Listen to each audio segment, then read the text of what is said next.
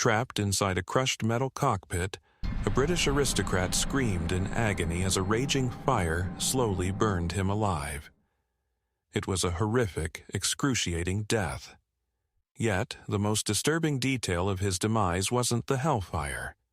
It was his funeral in London, just weeks before the World War II. The most majestic floral wreath placed on his grave was personally sent by Adolf Hitler. Why was the Führer mourning a fallen Englishman? Because this racing genius had sold his soul to the Third Reich's propaganda machine. Who was he, and how did his devil's pact end in ashes? June 25, 1939. The dark, forbidding canopy of the Ardennes forest looms over the Belgian Grand Prix. Spa-Francorchamps in this era is not a manicured, modern racing facility. It is a brutal, high-speed ribbon of public roads carving through ancient, unyielding timber. On this particular Sunday, the heavens have fiercely opened. A torrential, relentless downpour lashes the Belgian countryside, transforming the dark asphalt into a treacherous, reflective mirror. The track is effectively a fast-flowing river, making driving at normal speeds deeply hazardous. Tearing through this blinding gray mist is Richard Dick Seaman. The young English aristocrat is strapped into the Mercedes-Benz W154, the Silver Arrow. It is a terrifying masterpiece of German engineering.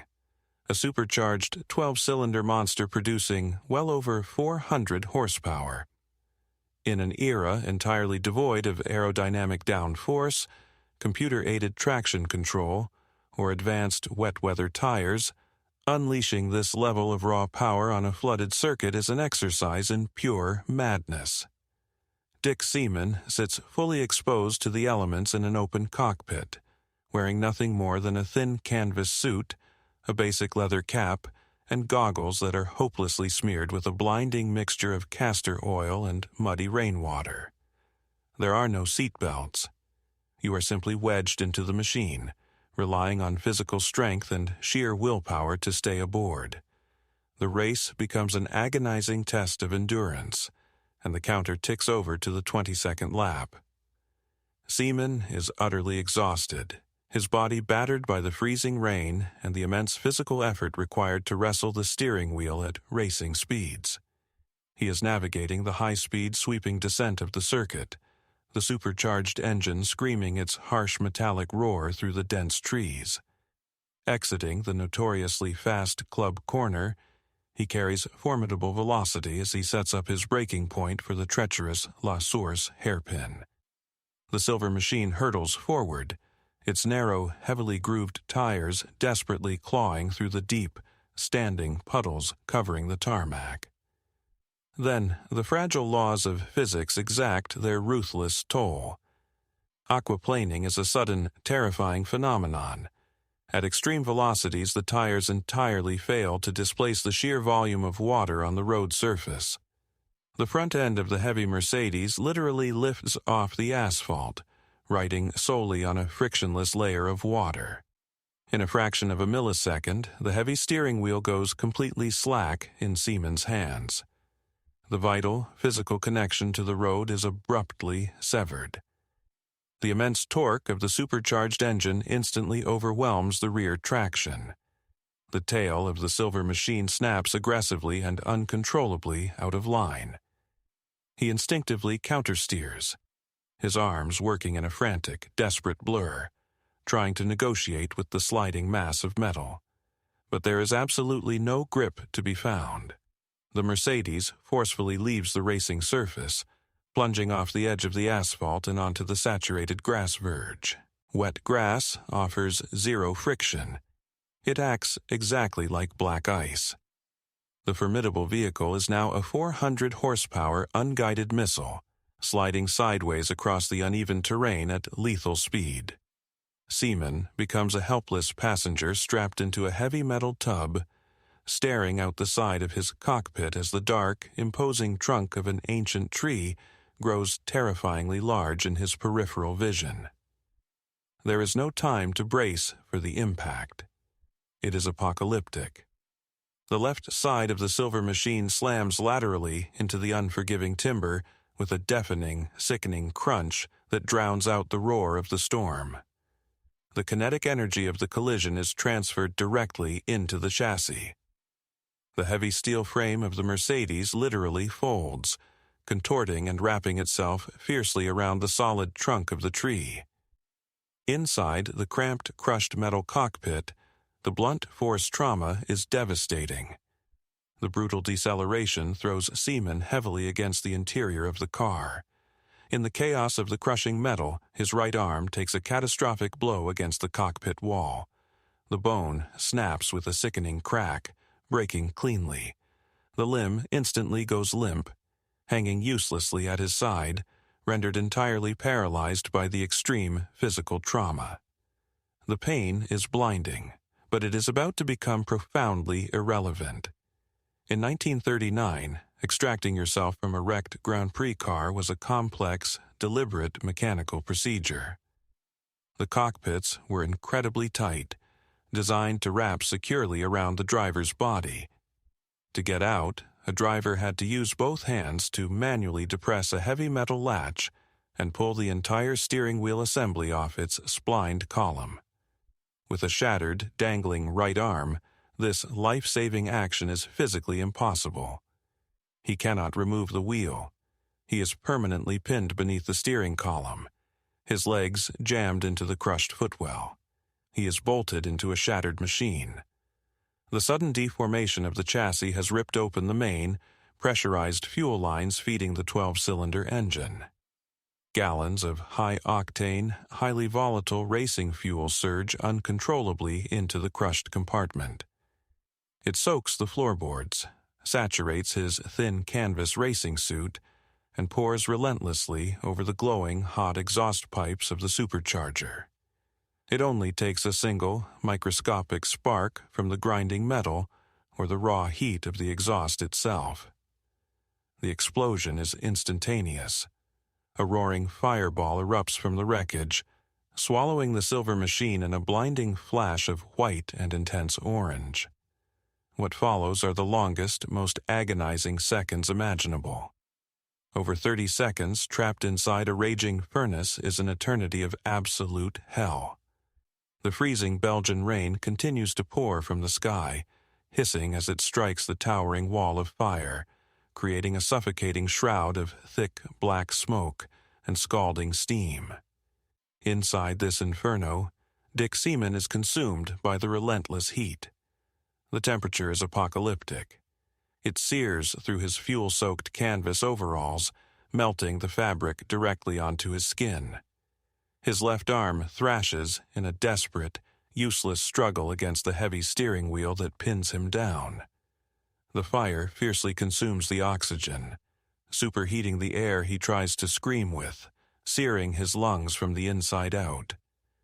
He is drowning in an ocean of unimaginable agony, fully conscious as the flames inflict catastrophic thermal injuries upon his body.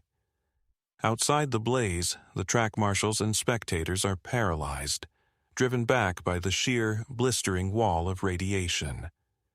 To step near the wreck feels like stepping into the sun.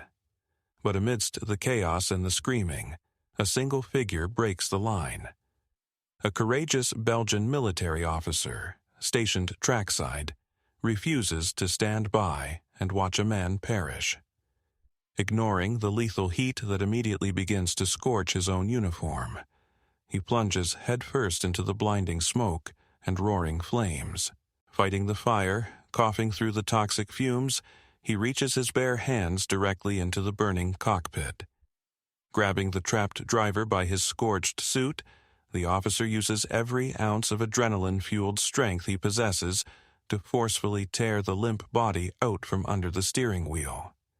He drags the smoking, ruined figure away from the wreckage, pulling him to safety and laying him down heavily onto the cold, rain-soaked grass of the forest floor. The physical devastation inflicted upon the human body is absolute and terrifying. 60% of the young driver's body is ravaged by severe third-degree burns. His racing suit is fused entirely to his blackened skin. He lies there in the mud, completely unconscious, teetering on the edge of the abyss, while the cold Belgian rain washes over his ruined flesh, and the towering inferno continues to rage in the background. The broken body of Dick Seaman is finally pulled from the flames. But what shocked the world was not merely the sheer brutality of the accident itself. It was the terrifying political paradox buried within the wreckage. Why was a grand British aristocrat so willing to die inside the blazing cockpit of a German Silver Arrow? To comprehend this dark, fateful alliance, we must rewind the clock and step away from the ashes, traveling back to the very beginning of his extraordinary life. Born in 1913, Richard Seaman, known to the world simply as Dick, did not claw his way up from the gritty, oil-stained floors of a local mechanic's garage. He was born into an empire of staggering, almost incomprehensible wealth. His family possessed the kind of vast generational fortune that dictated a very specific, highly insulated path in life. His childhood was a sequence of elite, aristocratic milestones designed to groom him for high society. He was educated at the prestigious Rugby School, a historic institution dedicated to molding the future leaders of the British Empire. From there, he predictably transitioned to the hallowed ancient halls of Trinity College at Cambridge University. He was supposed to become a high-ranking diplomat, a powerful politician, or a wealthy corporate executive.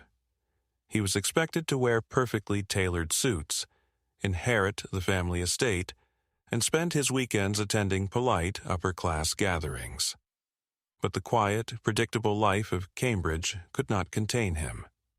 While his aristocratic peers were busy debating philosophy and securing comfortable government positions, young Dick Seaman was consumed by a visceral, mechanical obsession. He abruptly abandoned his prestigious academic pursuits to chase the roaring thrill of motorsport. Tapping into his family's massive fortune, he began purchasing and racing a series of progressively faster machines, starting with nimble MGs and quickly graduating to powerful, supercharged English racing automobiles, or ERAs. In the unforgiving, fiercely competitive paddock of 1930s motor racing, the established veteran drivers initially dismissed him. They looked at his pristine background, his immense wealth, and his Cambridge education, and quickly labeled him as just another spoiled playboy. They assumed he was merely a rich kid playing a dangerous game for weekend thrills, someone who would inevitably back down when the racing became truly brutal. But the moment Seaman put on his helmet and gripped the steering wheel, he shattered every single one of those preconceived notions. He did not drive like an amateur looking for a fleeting adrenaline rush. He drove with a terrifying, clinical precision. His style was not flamboyant, aggressive, or emotionally driven. It was ruthlessly efficient. He possessed a cold, calculating, almost robotic ability to find the absolute limit of mechanical adhesion without ever stepping a single millimeter over it.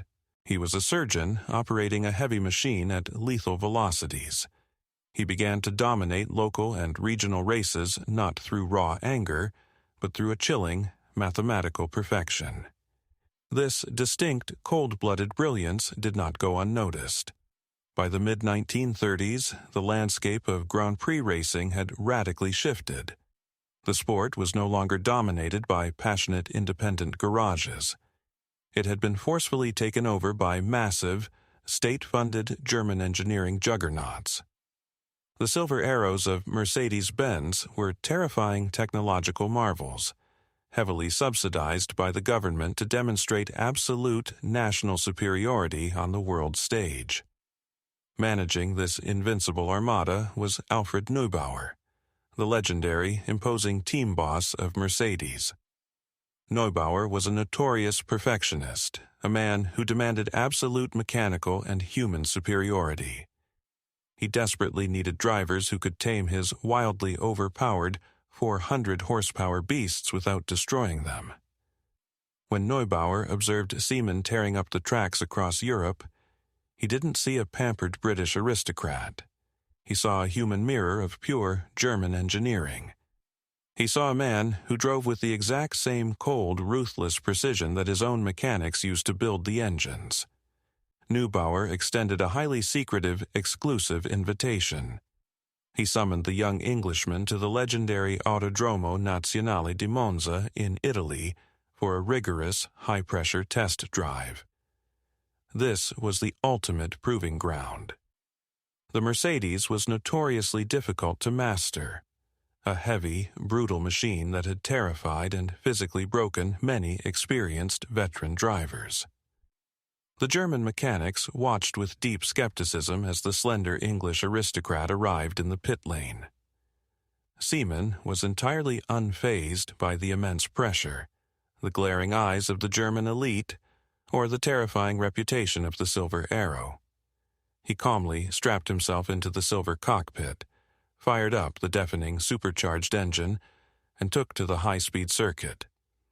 What happened next left the racing world in a state of absolute shock. Seaman didn't just drive the car, he immediately weaponized it. Lap after lap, with surgical, unwavering consistency, he pushed the monstrous machine to its limits. He began systematically shattering lap records, posting times that easily matched and even beat the established German factory drivers. Neubauer watched from the pit wall, his stopwatch confirming the impossible. The rich boy from Cambridge was a generational, once-in-a-lifetime prodigy. The decision was instantaneous. The German team boss presented the young British driver with a highly lucrative, exclusive factory contract. It was the ultimate prize in motorsport, an invitation to join the most dominant racing dynasty on the planet. Driven purely by his obsession with speed and the desire to pilot the greatest machinery ever built, Seaman signed his name on the dotted line. Holding the most powerful machine on the planet, Dick Seaman thought he had it all. But he did not foresee that this glorious contract would strip away his family and force him to do something against his conscience. The ink on that coveted contract was barely dry before the devastating personal consequences of his decision began to dismantle his private life. Dick Seaman had successfully secured the steering wheel of the greatest racing machine on the planet, but the immediate reaction back in London was not one of celebration. It was one of unyielding horror. As the late 1930s progressed, the political atmosphere across Europe was rapidly darkening. The aggressive, militaristic posturing of the Third Reich was dominating the daily newspapers, casting a terrifying, long shadow over the continent. In this highly charged climate, the idea of a prominent British aristocrat casually donning a racing suit, heavily subsidized by the German government, was viewed not as a sporting triumph, but as a deeply humiliating act of treason. The fiercest, most painful backlash came directly from his own bloodline. His mother, Lillian Seaman, was a formidable, patriotic matriarch deeply entrenched in the traditional values of the British upper class. For her, the Mercedes-Benz contract was an unforgivable stain on the family name. The arguments that echoed through their grand estate were explosive and venomous. Lillian delivered a cold, brutal ultimatum designed to break his will. She explicitly threatened to sever their relationship entirely and permanently cut him off from the massive family inheritance if he did not resign from the German team.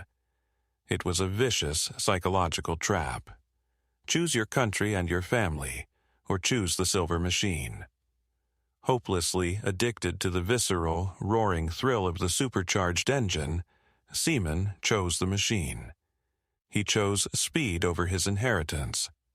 This deep familial fracture became permanent and entirely toxic when Dick subsequently fell deeply in love with a young German woman named Erika Popp. Erika was not just an ordinary citizen. She was the daughter of the highly influential, wealthy director of the BMW Automotive Corporation. For Lillian Seaman, her son marrying directly into the German industrial elite was the ultimate, unforgivable betrayal. She formally disowned him. He was effectively exiled from his own home, a man without a country, living entirely out of suitcases and hotel rooms, sustained only by the deafening roar of the racing circuits. Alienated from his homeland, entirely cut off from his massive fortune, and heavily scrutinized by the hostile British press, Seaman threw himself completely into the brutal, high-stakes circus of the Grand Prix season. This singular, desperate obsession with winning culminated in the summer of 1938 at the Nürburgring. Known terrifyingly as the Green Hell, this 14-mile circuit winding through the Eifel Mountains was the most dangerous, unforgiving track on Earth. The 1938 German Grand Prix, however, was not merely a sporting event. It was a colossal, heavily orchestrated, state-sponsored demonstration of absolute Nazi superiority. Over 300,000 fervent spectators packed the grandstands and lined the treacherous, heavily forested circuit. The sheer scale of the event was suffocating. The track infrastructure was entirely draped in imposing, blood-red banners bearing the swastika. High-ranking officers of the Nazi Party, dressed in immaculate military uniforms, stalked the pit lane, demanding and expecting nothing less than a total, crushing German victory. The psychological pressure was immense. Seaman was driving the pride of German engineering, but he was undeniably an English citizen, racing in the rapidly beating, militarized heart of a deeply hostile nation. When the flag dropped, the race transformed into an exhausting battle of mechanical attrition and human endurance. The Nürburgring was a relentless, punishing sequence of blind crests, airborne jumps, and lethal, unguarded drop-offs into the dark forest. Seaman drove like a man possessed by demons. He utilized his calculating, surgical driving style to navigate the grueling, physical demands of the heavy, 400-horsepower Mercedes. He relentlessly outpaced his legendary, highly favored German teammates. As the grueling hours wore on, the massive German crowd watched in stunned, uncomfortable silence as the exiled British aristocrat systematically dismantled the field. He crossed the finish line entirely alone, utterly exhausted, his face smeared with black oil and exhaust soot. He had conquered the Green Hell. He had defeated the greatest drivers on Earth in their own backyard. It was the undisputed pinnacle of his professional career. But as he pulled his battered body from the cramped metal cockpit, the pure, unadulterated joy of the sportsman quickly evaporated. It was instantly replaced by a dark, inescapable, heavily weaponized political reality. The podium ceremony was a rigidly scripted, terrifying theater of state propaganda. Seaman, the solitary Englishman, was forced to stand at the absolute, highly visible center of this overwhelming nationalist display. As he stood before the sea of 300,000 spectators, surrounded by the towering red banners, a massive laurel wreath of victory was placed upon his shoulders. It did not feel like a crown. It felt like a heavy yoke of submission. The haunting, triumphant notes of the German national anthem began to echo loudly from the public address system across the mountains. The vast crowd below him rigidly extended their arms in unison. The stern Nazi officials surrounding the podium stared at him, demanding visual compliance. In that agonizing, deeply humiliating moment, trapped under the immense weight of the political machine that paid his salary, Richard Seaman made a soul-crushing compromise. Standing on the highest step of the podium, the British aristocrat stiffly, awkwardly raised his right arm. He delivered the Nazi salute. The flashing cameras of the global press rapidly captured the tragic irony forever. The brilliant English driver, the exiled son, standing rigidly as the ultimate conquering hero of Adolf Hitler's regime. It was a photograph that would immediately incite absolute outrage back in London, branding him a traitor in the British newspapers and permanently cementing his mother's deep disgust. Seaman was not a fascist. He harbored no dark political ambitions. He was merely a young, obsessed man who desperately wanted to drive the fastest car ever built. But the German machine had consumed him, forcing him to become a reluctant pawn in a terrifying global game. As he finally descended from the podium, burdened by the massive wreath and the much darker weight of his forced actions, he leaned over to a close English friend waiting in the chaotic pit lane. Stripped of the loud propaganda and the roaring noise of the crowd, he whispered a single, heartbreaking sentence that revealed the profound agony within his conscience. Looking at the magnificent silver machine that had just brought him the greatest glory of his life, he quietly said, "I only wish it had been a British car." Dick Seaman stood on top of the world, but it was a world about to be consumed by the flames of war, and he could never have anticipated that his desperate attempt to outrun politics would lead him straight into a fateful corner in Belgium. That desperate attempt to outrun the suffocating political pressure led him directly to the Ardennes forest on the morning of June 25, 1939. Yet the final hours leading up to that tragic corner in Belgium were not filled with dread, anxiety, or dramatic premonitions of doom. They were heartbreakingly ordinary, wrapped in a fragile, quiet beauty that makes the impending tragedy almost too painful to observe. Before the deafening roar of the supercharged engines shattered the tranquility of the valley, a profound, eerie calm settled over the region. Away from the tense atmosphere of the Mercedes-Benz garages and the heavy political expectations of the German officials, Dick Seaman found a fleeting sanctuary. He sat down for a quiet, deeply romantic lunch with his young wife, Erica. They were newlyweds, two lovers who had effectively abandoned their families, their pasts, and their respective countries to build a fragile new world together. In the quiet corner of a local Belgian restaurant, shielded from the hostile stares of the British press and the demanding eyes of the Nazi elite, they simply existed as husband and wife. If you were to look at them in that exact moment, sharing a warm meal and quietly smiling at each other across the table, you would never guess the immense weight of the world they carried. He was not a controversial political pawn, and she was not the exiled daughter of a German industrialist. They were just a young couple deeply in love, enjoying a peaceful European morning, sharing what neither of them knew would be their final meal on Earth.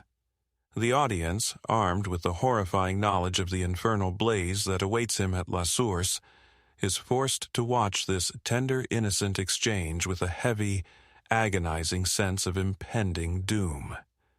Every shared smile, every gentle laugh, and every warm touch of their hands across the table becomes a sharp sting of tragic irony.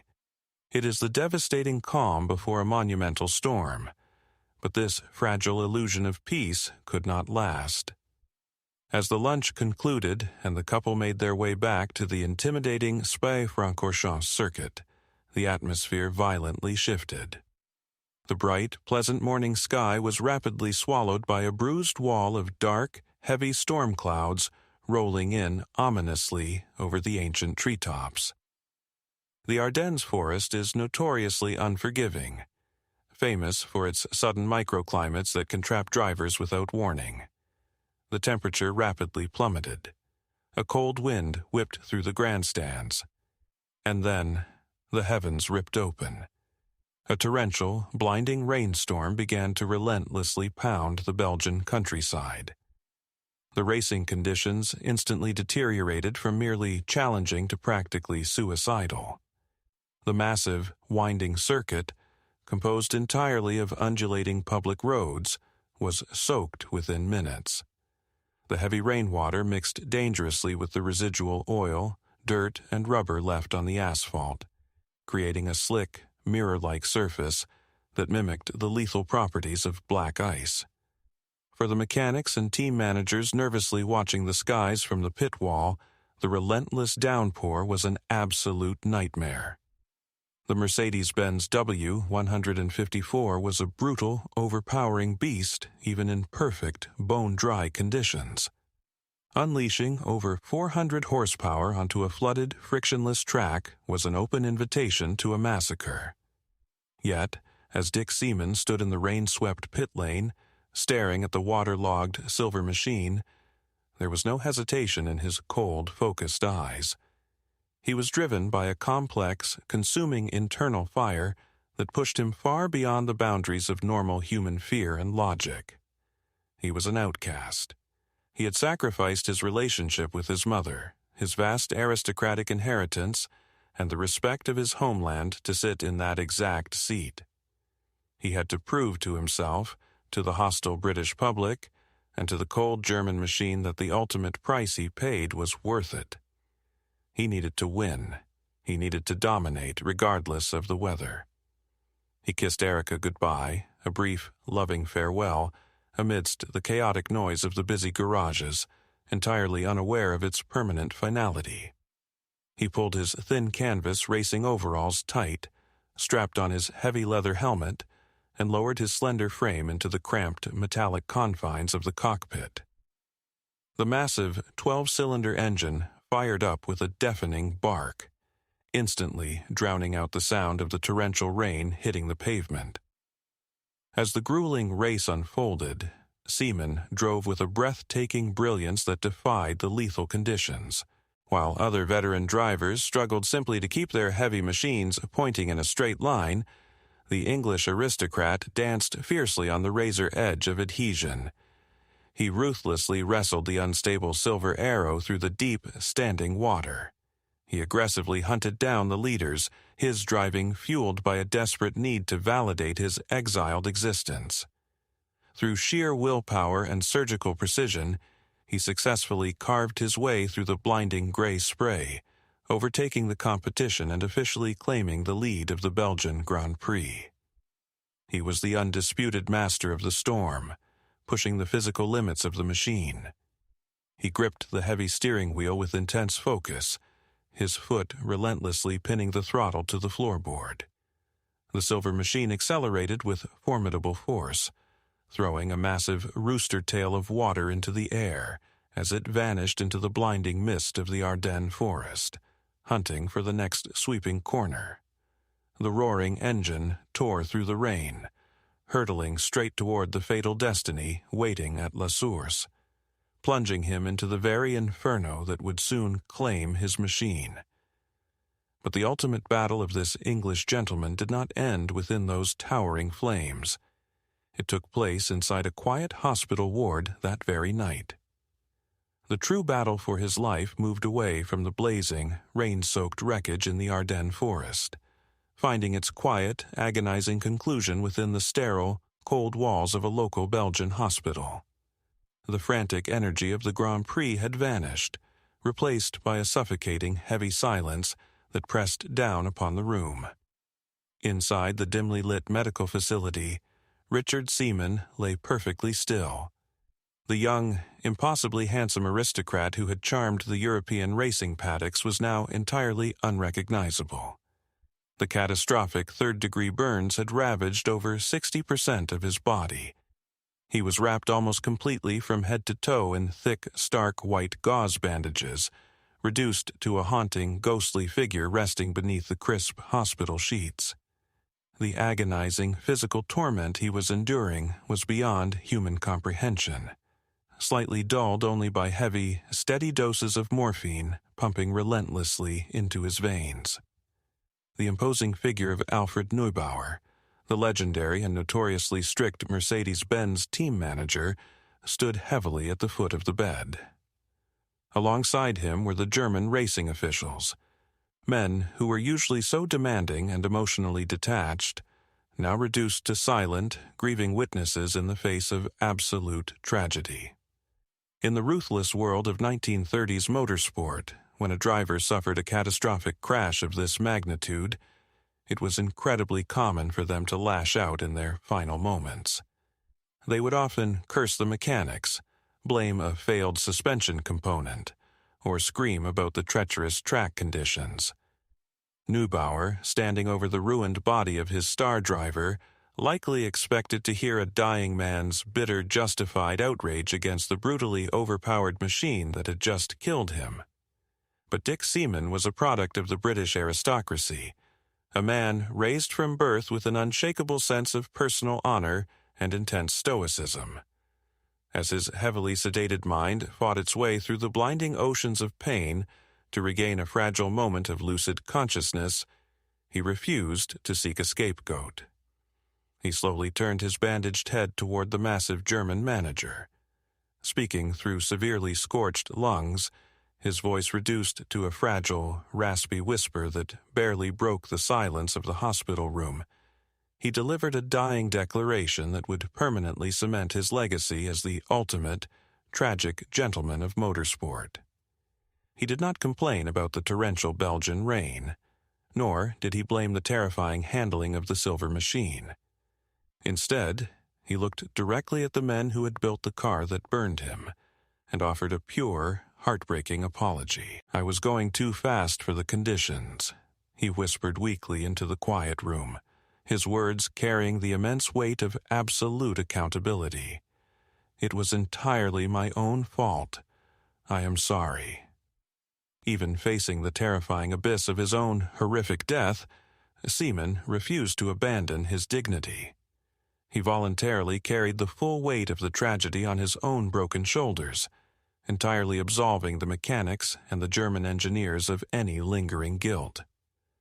It was a staggering, deeply moving display of character, a profound moment of grace from a man whose physical body had just been destroyed. After speaking to the team management, the racing executives quietly stepped back into the dark shadows of the medical room, allowing his young wife to approach the bedside. Erica Popp, the beautiful woman who had shared a peaceful, romantic lunch with him just a few short hours earlier, now stood trembling before the shattered ruins of her husband. The cruel, whiplash transition from a bright, hopeful morning filled with smiles to this dark nightmare was absolute and unforgiving. She leaned down incredibly close to his bandaged face, her heart shattering into a million irreparable pieces as she listened to the slow, labored, struggling sound of his breathing. Seaman gathered the very last ounces of his fading mortal strength. He did not offer a grand, theatrical speech about the profound meaning of life, the legacy he was leaving behind on the asphalt, or the complex political turmoil of the era. He did not speak of the massive crowds, the roaring superchargers, or the silver cars. In his final conscious moments on Earth, his mind focused entirely on the simple, beautiful, ordinary life they were supposed to share as a husband and wife, the quiet future that the fire had just stolen from them. He looked up at the woman he loved desperately, the woman who had sacrificed her own deep family ties to stand by his side in exile, and spoke his final, devastating words. "I'm afraid," he murmured softly, the profound sadness echoing through the sterile room. "You'll have to go to the movies alone now." It was a sentence of unimaginable sorrow, a quiet, gentle surrender to the inevitable reality of his demise. Those simple, heartbreaking words hung heavily in the air, a devastating testament to the quiet domestic future that had been burned away forever in the Belgian forest. Shortly after whispering that final, tragic apology to his young wife, Richard Seaman closed his eyes for the very last time. The immense physical trauma inflicted upon his form was simply too great for any human being to overcome. He slowly, quietly slipped away into a deep, irreversible coma as the dark, stormy night enveloped the spa circuit outside. He passed away quietly before midnight. He was only 26 years old. He passed away carrying the pride of a British aristocrat. But, ironically, even in death, the dark shadow of the Nazi political machine refused to let him go. The dark shadow of the Nazi political machine absolutely refused to let him go, following his shattered body all the way back across the English Channel for one final, deeply unsettling public spectacle. In the waning summer days of 1939, the city of London was a place vibrating with a heavy, suffocating sense of impending doom. The streets were quietly preparing for an inevitable global conflict. Sandbags were being stacked, and the terrifying reality of war hung thickly in the air. It was within this incredibly tense, fragile atmosphere that the funeral of Richard Seaman took place. It was not merely a farewell to a fallen athlete. It was a surreal, heartbreaking collision of two worlds that were just weeks away from tearing each other apart in the bloodiest conflict in human history. The cemetery gathered a deeply unusual crowd. The bitter, fierce rivalries of the Grand Prix circuits were temporarily extinguished by the overwhelming weight of the tragedy. The toughest, most emotionally hardened men in the dangerous world of motorsport stood shoulder to shoulder in the damp English grass. Brilliant British engineers stood silent next to the imposing figures of the German Mercedes-Benz management.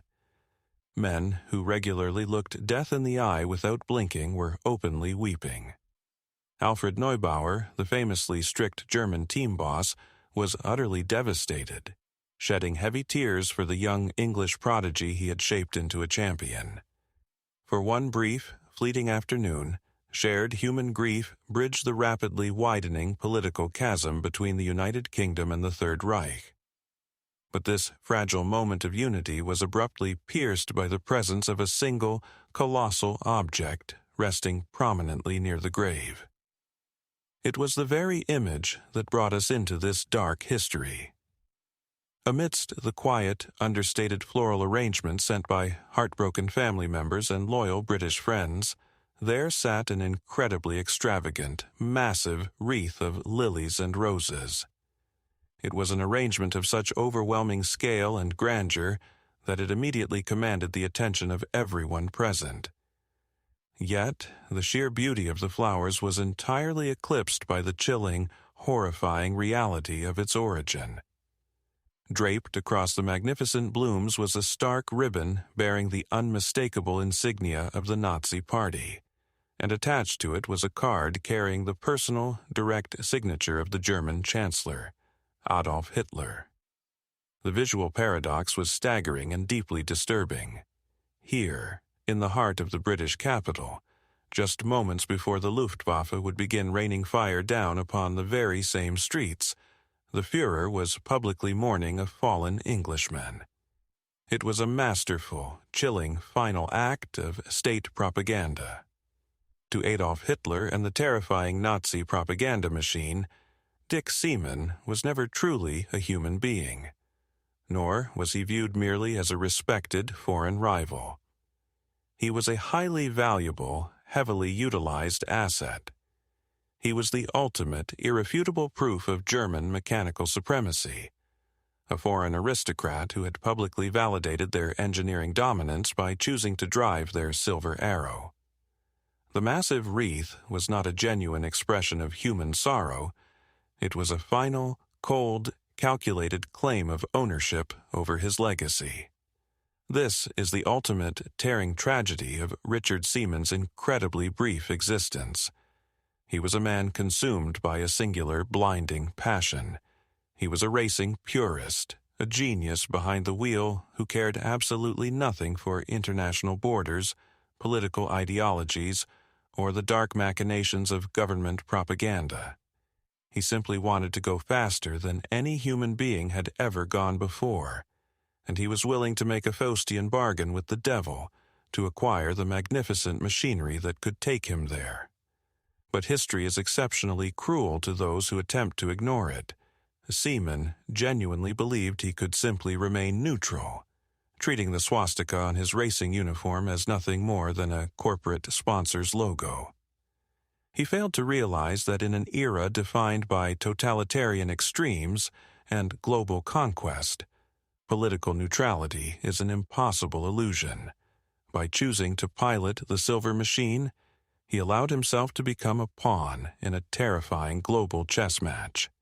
He was a brilliant, shining talent who accidentally drove himself straight into the grinding, merciless gears of the most destructive political machine the world had ever seen. His death at the age of 26 closed the book on a spectacular, blazing life that was ultimately swallowed by the darkness of his era. He was a true gentleman racer, a man of profound skill and undeniable honor, who tragically became entangled in a web of dark politics he never truly understood. He left behind a magnificent sporting legacy, but one that is permanently, inextricably tied to the ashes of Spa and the looming, terrifying shadow of the Second World War. Dick Seaman has long departed, leaving behind a brilliant racing legacy that will forever be haunted by the dark, unforgiving shadow of history. His profound, tragic irony stands as a chilling testament to a brutal era that will never truly rest in peace. He pushed the absolute limits of speed and left an indelible mark on motorsport history, only to be consumed by the machinery of war.